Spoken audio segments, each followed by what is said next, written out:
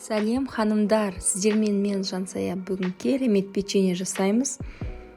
Көріп тұрғандарыңыздай нәзік, әдемі печеньені үй жағдайында үйдегі бар заттармен жасайтын боламыз.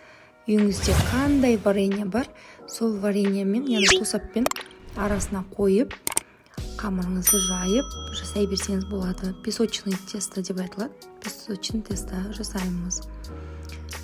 Осындай әдемі етіп кесіп ол үшін бізге небәрі 50 грамм сүт, 50 грамм қант және бір дана жұмыртқа, тұз және қантымызды салып, тұз бен қантымыз ерігенше жақсылап араластырып аламыз. Жақсылап араластырып аламыз. Дағыны 240 грамм ұнға 10 грамм разрыхлителді салып дайындап қоямыз. Және апельсиннің цедрасын үккіштен өткізіп дайындап қоямыз. 5 граммдай. Ол қатты қажет емес, бірақ дәмі әдемі, балалар жеу үшін қосқан абзалырақ.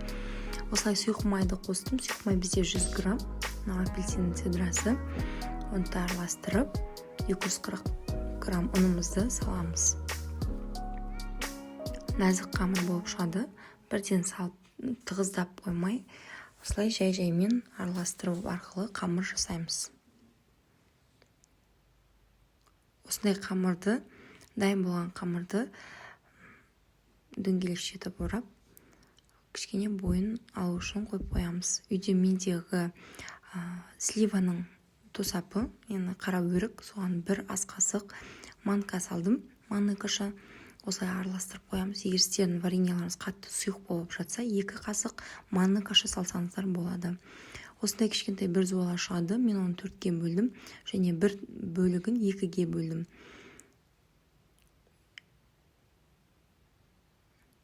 Осылай әр шеттерінен 2-2-ден осылай кесіп аласыздар. Видеодағындай жасайсыздар.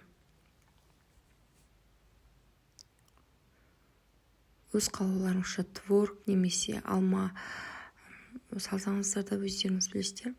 Менде осындай үй жағдайында бар табылғанымен жасап жатырмын. Осылай түйеміз 180 градуста 15 минутқа пісіреміз. Ас болсын.